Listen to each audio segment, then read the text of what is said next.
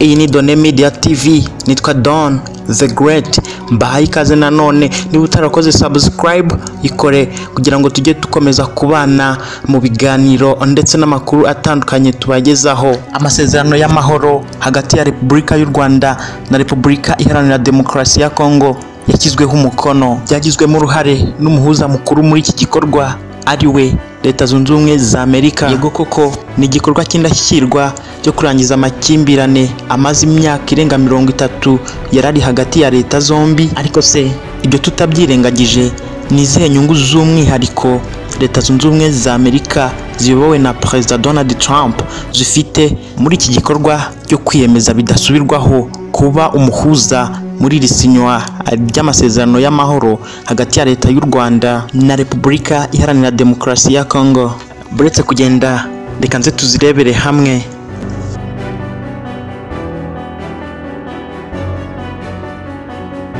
Mbere na mbere, ni gute Leta Zunze Ubumwe za Amerika zisanze hagati na hagati muri aya makimbirane ndetse no kumvikana gukeya biri hagati ya Leta y'u Rwanda na Repubulika Iharanira Demokarasi ya Kongo? Ibi byatangiye Perezida wa Repubulika Iharanira Demokarasi ya Kongo Felix Antoine Tshilombo Tshisekedi ahamagarira Leta Zunze Ubumwe za Amerika kuza hagati na hagati muri aya makimbirane zikagira icyo zakora, maze nawe akikoramo mu bijyanye n'ubukungu, akabamanyurira ku butaka bwiganjemo ibicukurwa by'amabuye y'agaciro. Ni muri icyo gihe igihugu cya Kongo cyari gisumbirijwe n'umutwe witwaje intwaro wa M23 wari urimo kwigarurira ibice bitandukanye byacyo. Kuva icyo gihe umujyanama wa Perezida Tshisekedi Patrick Robert yakomeje gushyira imbaraga mu biganiro by'abahuzaga na Leta Zunze Ubumwe za Amerika. Kuri iyo ngingo by'umwihariko nuko birangira Leta Zunze Ubumwe za Amerika zisanze nta yandi mahitamo zifite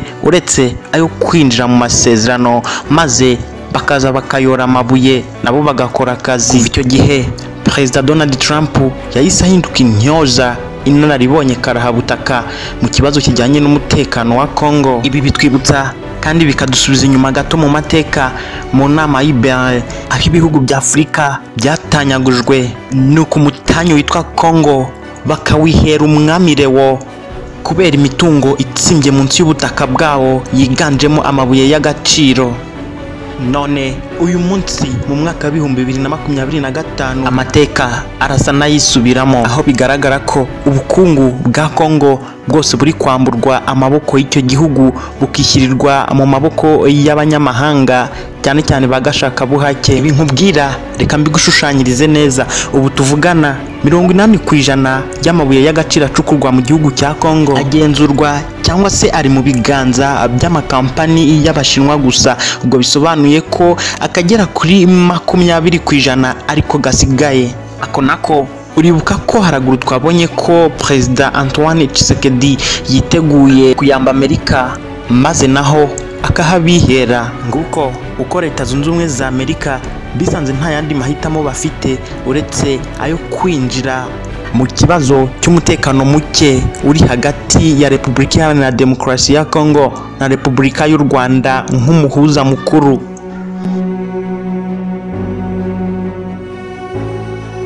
Twahoze tuvuga aho Leta Zunze Ubumwe zizungukira muri aya masezerano y'amahoro yashyizweho umukono hagati y'ibihugu byombi, ariko twakwibaza ngo none se u Rwanda rurihe?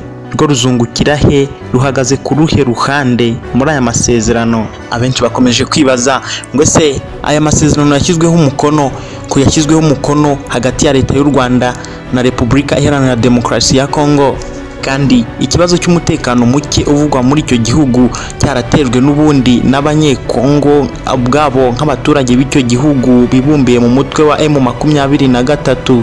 Bisobanuye ko aya masezerano y'amahoro yakagombye kuba asinywa hagati y'aba bayobozi b'uyu mutwe witwaje intwaro n'abayobozi ba Repubulika Iharanira Demokarasi ya Kongo. Ikirenze ibyo kandi, Perezida wa Repubulika y'u Rwanda Paul Kagame yumvikanye kenshi abazwa ikibazo gisobanuza niba u Rwanda rufite uburyo rufashamo umutwe wa M23 mu bikorwa byawo, ariko yasubije inshuro nyinshi ko icyo ari ikibazo cy'abanyekongo bari mu gihugu cyabo cya Kongo, kitakagombye kuba kibaza u Rwanda kuko u Rwanda ntaho ruhuriye nacyo, ahubwo ko Repubulika Iharanira Demokarasi ya Kongo ariyo kibazo ku Rwanda kubera ko icumbikiye umutwe wa FDLR ugizwe n'abahungiye muri icyo gihugu basize bakoze jenoside yakorewe abatutsi mu Rwanda mu mwaka w'1994. ariko amasezerano y'amahoro yagarutse asinywa hagati ya Repubulika y'u Rwanda na Repubulika Iharanira Demokarasi ya Kongo. Abenshi bakomeje kwibaza niba amasezerano yo kurangiza cyangwa se gusubiza mu buzima busanzwe ingabo zibumbuye mu mutwe wa FDLR cyangwa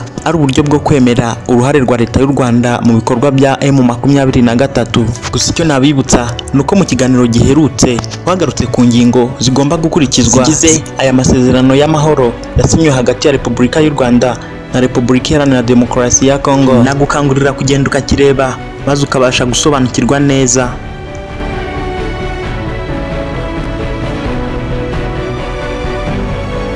Aya masezerano y'amahoro yasinywe hagati ya Repubulika y'u Rwanda na Repubulika Iharanira Demokarasi ya Kongo ku ruhande rwa Leta Zunze Ubumwe za Amerika n'andi mahirwe ndetse n'imiryango y'ubucuruzi ifungutse cyane, by'umwihariko mu bijyanye n'ubucukuzi bw'amabuye y'agaciro, cyane by'umwihariko ko bizwi ko igihugu cya Kongo ndetse n'igihugu cy'u Rwanda bombi bakungahaye ku bukungu bw'amabuye y'agaciro abyazwamo ibikoresho by'ikoranabuhanga byifashishwa mu buryo bw'imibereho ya buri munsi muri ubu buzima tugezemo buri moderne. Ibi bishobora gusobanura ko Leta Zunze Ubumwe za Amerika ziri gukingura imiryango ndetse no gushyiraho umutekano mu bihugu byombi, atari hagati y'ibihugu byombi gusa ahubwo no ku ruhande rwa Leta Zunze Ubumwe za Amerika mu bijyanye n'ubucuruzi n'imikoranire y'ibikorwa byose bibyara inyungu.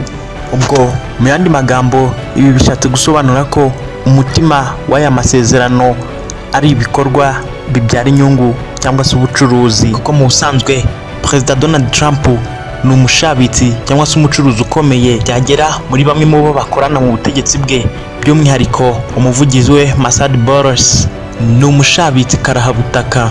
Ibi bisobanuye ko agakino barimo ari mpanguhe, ndagushakira amahoro nanjye byaza umusaruro ubarirwa mu kayabo k'amamiliyaride y'amadolari.